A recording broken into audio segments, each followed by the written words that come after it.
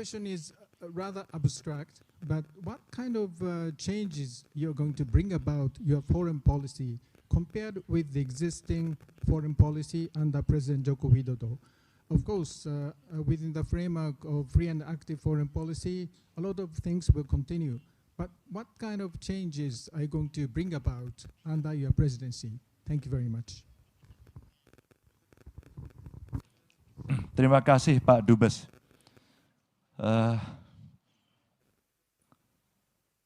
Kaisar Bapak ternyata ramah sekali. Saya mengantarkan Kaisar melihat candi, dan dulu kami dikasih tahu Pak Dubes, nanti tidak boleh salaman. Padahal kami ingin salaman, kami ingin jabat tangan dengan Kaisar. Dan kami disuruh berhenti, dan ini tidak boleh salaman. Waduh, padahal kita pengen salaman. Ganesh, my name is Amanda Hodge. I'm a journalist with the Australian newspaper. Thanks for coming today. I've enjoyed your talk. I'm interested in what you're talking when you were referencing a previously transactional or Indonesia's transactional foreign policy, wanting Indonesia to become a more global, a more active global citizen. You referenced being a participant in organisations like the OECD, in the G20, in the UNGA, and you also referenced the Bandung spirit and the non-aligned movement. We've seen in recent years another founder of the non-aligned movement, India, joining an important minilateral in this region, the Quad. I wonder if Indonesia's free and active policy, as you see it, precludes Indonesia from perhaps joining where it could take advantage of one of these new minilateral organisations, whether it be the Quad or AUKUS or one of these. Thank you for the questions. I would rather see Indonesia participating more on international institution or cooperations with regard to economic activity at this point, instead of and that is leaning toward security or leaning toward non-economic activity at this moment. So, for instance, if we have an opportunity that we are now pursuing OECD, for instance, then it is something that we need to push. But if we are engaging more on the military and power related cooperations, it may shift our core principles of neutral, non-aligned state. And I think we need to maintain that status. But if we're able to engage with international cooperations like OECD, for example, we will benefit as much as they benefit from our presence. That would be my response. Okay, that was, I think, the microphone, the next person, yeah. And I'm going to turn to that side afterwards. Thank you very much. Good afternoon, I am Satya Permesi, today. As we know, many countries and many private equities investors are currently investing or have invested in projects, infrastructure projects in Indonesia, one of them being the new capital city in Kalimantan, which is partially funded, of course, by investors from across the world. So how would your administration include these investments in the new capital into your foreign policy? Thank you. One of the key value we need to uphold is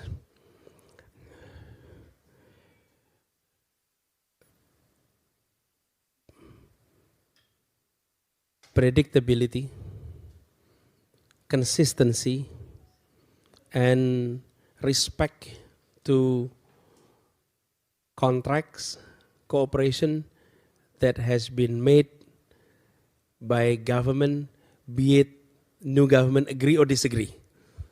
I think that's key.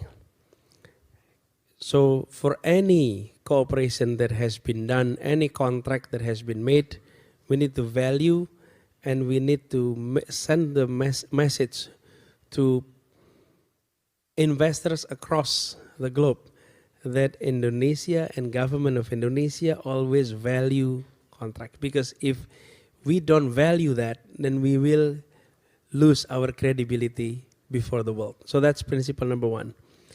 On the project itself, we will allow assessment.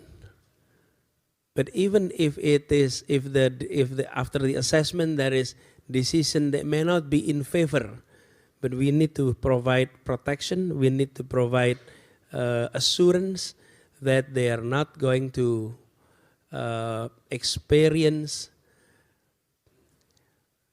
loss or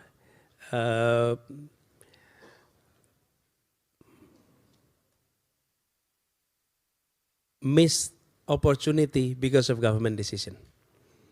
Jadi with regard to investor, but with regard with the project itself on the Nusantara project,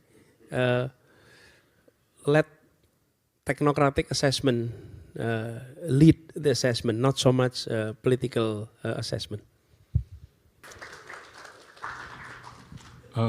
We have time for just one more question. I'd like to invite from this group, anyone? Yes, one and two short questions.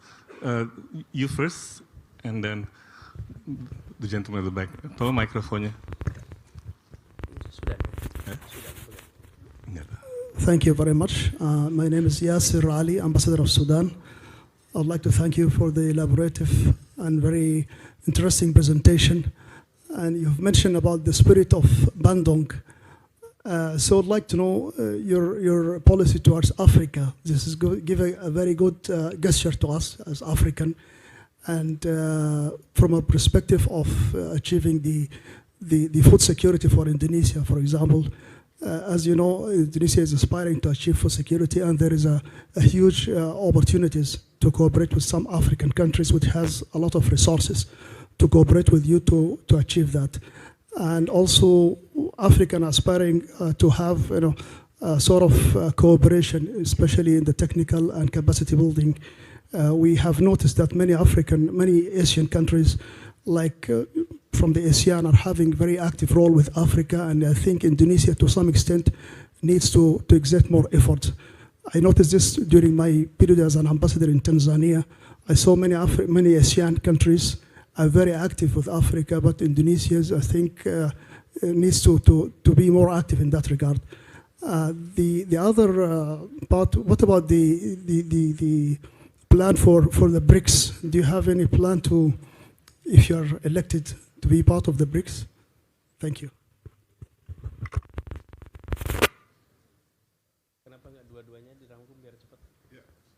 We'll take the other question. There was a gentleman at the back before I answer the question. Did you raise your hand, please? Microphone, tolong. Thank you. My name is Kanasugi Kenji, Ambassador of Japan. This is not so much to do with diplomatic strategy, but people say that democracy in the world is declining. And during your presentation, you seem to suggest that democracy in Indonesia is on the downside. And if so, how are you going to redress the situation? How are you going to rectify domestic politics in this country? Thank you.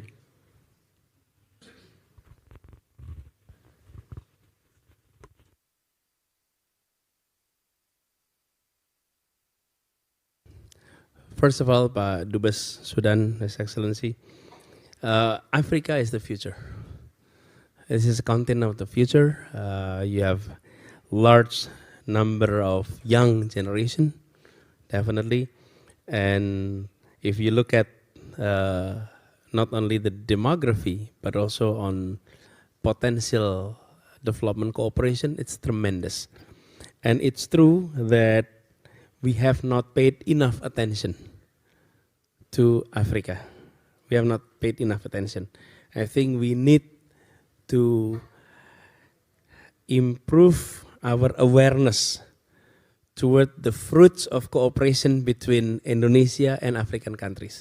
And we can start from countries that is more relevant to our need and that is relevant to what we can contribute to yours. And perhaps Sudan is one of the closest of all in terms of all African countries.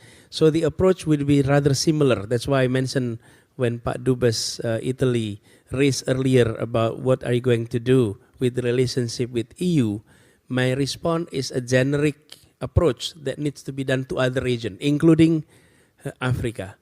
We need to sit down, do assessment. And on top of that, I think it's time for us to be more serious in bringing in Indonesian business leaders, Indonesian business community into a particular country and push and assist them to have investment, business activity in African countries. The opportunity, as you said, you are seeing businessmen coming in from all over Asia, but not Indonesia. And I suspect one of the reasons is we are ourselves in government is not out there being proactive in offering support and help toward those who are interested on doing business in the region. So that's one. With BRIC, I don't think we're interested on joining BRIC. That would be brief, Pak.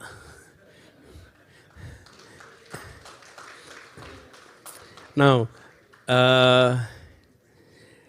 with regard to Pak Dubes Japan on